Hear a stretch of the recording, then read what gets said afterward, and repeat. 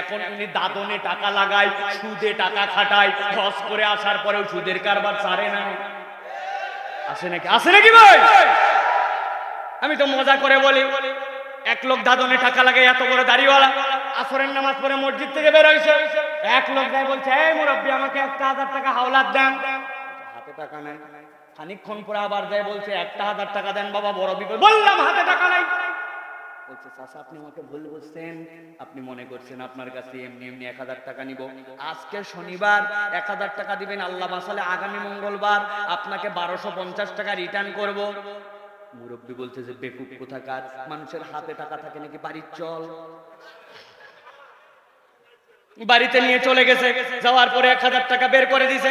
1000 টাকা বের করে দেওয়ার পরে বলছে বাবারে আরো লাগবে নাকি বল, তোর শাশিও কিন্তু এই কারবার করে, লাগে তো আরো 1000 টাকা দিতে পারবো, তবে যা করবি তাড়াতাড়ি কর। ছোট দিনের বেলা, শীতের দিন, আমি মাগরিবের আজান হয়ে যাচ্ছে, মসজিদে যাই কিন্তু মাগরিবের জামাত ধরবো।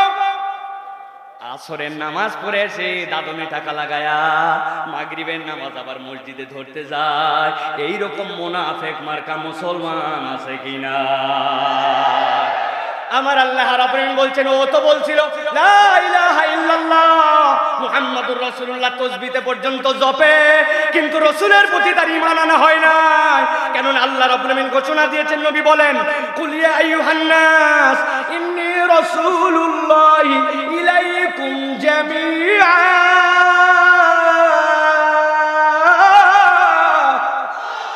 এই দুনিয়ার মানুষ, তোমাদের জন্য, সকল মানুষের জন্য।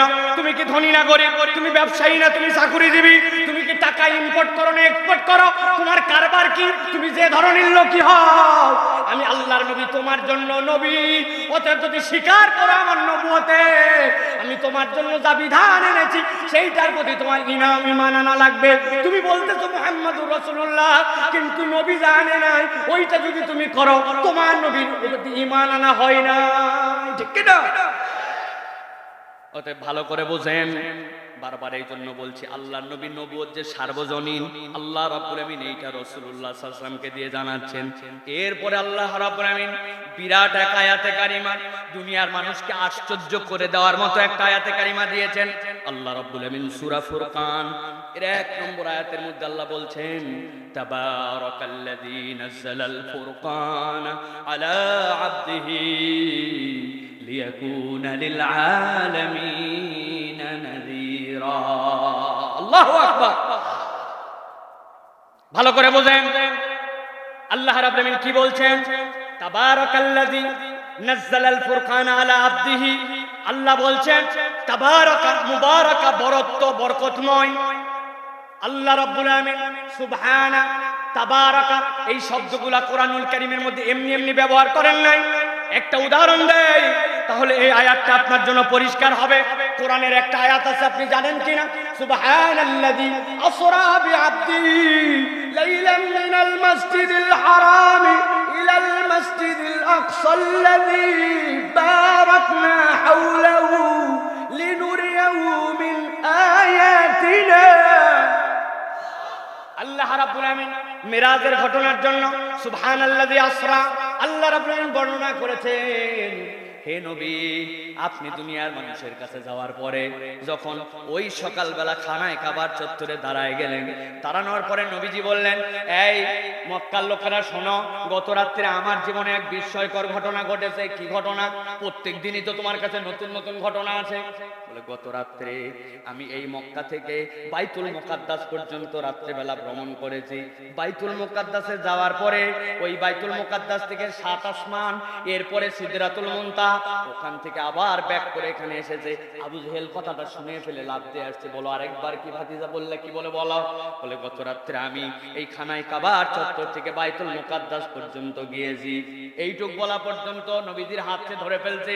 ধরার পরে বলতেছে, তোমার এই পর্যন্ত হলেই হবে, কিন্তু শোনো এখন তো আমি একাই আছি, এই জন্যই কথা বলতেছো।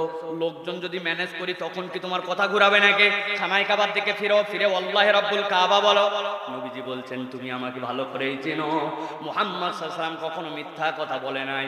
দুনিয়ার সব লোক যদি আমার সামনে আসে তাও এই কথা হবে। আবু জেহেল বললে, এখানে অপেক্ষা করে, আমি লোকজন ডেকে নিয়ে আসতেছি। আবু জেহেল দৌড়ায় চলে গেছে উম্মুল খাইরের বাড়িতে, হযরত আবু বকর সিদ্দিকের বাড়িতে। যাওয়ার পরে ডাক দিয়েছে, আবু বকর আসো নাকি আসো নাকি। সকালবেলা কি ব্যাপার বলে তোমার বন্ধু আজকে এমন আশ্চর্যজনক কথা বলেছে, এতদিন পর্যন্ত সে যে উল্টা পাল্টা মিথ্যা কথা বলে, প্রমাণ দিতে পারি নাই, আজকে প্রমাণ, তাড়াতাড়ি আসো। আবু বকরের গায়ের চাদর তার গায়ের মধ্যে উঠাতে দেয় নাই, টেনে টেনে খানায় কাবার চত্বরে নিয়ে আসে। আবু বকর রাদিয়াল্লাহু তাআলা যখন চলে আসছেন, আশপাশেও লোক জড়ো হয়ে গেছে। মুহাম্মদ সাল্লাল্লাহু আলাইহি সাল্লাম কথা ঘুরাতে পারবে না, একটু আগে যেইটা বলেছো সেইটা বলো। খানায় কাবার লোকজন জড়ো। গত রাত্রে কি হয়েছে বলো। গত রাত্রে আমাকে রব্বুল আলামিন এই খানায় কাবার চত্বর থেকে রাত্রিকালীন ভ্রমণে বাইতুল মুকাদ্দাসে নিয়ে গেছেন। এই মক্কার লোকেরা থামো, মুহাম্মদ তুমি থেমে যাও। তোমরা কেউ কোনোদিন ফিলিস্তিনে সফরে গেছো নাকি? আমি গেছি। উট যদি একটা দ্রুতগামী হয় কয়দিন লাগে? 7 দিন 8 রাত। আর যদি একটা ঘোড়া যায় 3 দিন 4 রাত মিনিমাম। তারপরে অনবরত চালায় তাগড়া ঘোড়া হওয়া লাগবে। লোকজন শুনছো তো মুহাম্মদ কি বলছে, সে নাকি আজকে রাত্রে কেবল যাই নাই, আবার ঘুরেও আসছে। কেইসা কথাবার্তা বললো, এতদিন প্রমাণ দিতে পারি নাই। আবু বকর সবার আগে তুমি বলো, সব কাজে তো তাদের সমর্থন করো। আবু বকর বললেন, মক্কার লোকেরা দাঁড়াও দাঁড়াও দাঁড়াও দাঁড়াও, আমি আগে তার কাছে শুনি। উনি ঘুরলেন আল্লাহর নবীর দিকে, জিজ্ঞাসা করলেন, ইয়া রাসূলুল্লাহ, ইয়া হাবিবাল্লাহ, আপনি কি গত রাত্রে ফিজিক্যালি শারীরিক ভাবে এই খানায় কাবার চত্বর থেকে বাইতুল মুকাদ্দাসে গেছেন?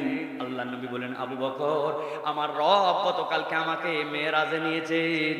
এই খানায় কাবার চত্বর থেকেই কেবল নয়, আমার আল্লাহ সেখান থেকে নিয়ে 7 তবক আসমান ভেদ করায়া সিদরাতুল মুনতাহা হয়ে জান্নাত জাহান্নামকে আল্লাহ দেখায়া আবার ফজরের আগে আমাকে আল্লাহ রাব্বুল আমিন এখানে এনেছেন। সাথে সাথে আবু বকর সিদ্দিক সব লোককে সাক্ষী দিয়া খানায় কাবার দিকে ফিরে বললেন, হে মক্কাবাসীরা, সাক্ষী থেকে যাও, আমি খানায় কাবার রবকে সাক্ষী রেখে বলছি, আল্লাহ রব্বুল কাবা সাদ্দাকতা ইয়া রাসূলুল্লাহ ইয়া হাবিবাল্লাহ। মুহাম্মদ সাল্লাল্লাহু আলাইহি ওয়াসাল্লাম, আপনি যা বলেছেন শতভাগ আপনি সত্য বলেছেন। আবু বকর সিদ্দিক এমনি এমনি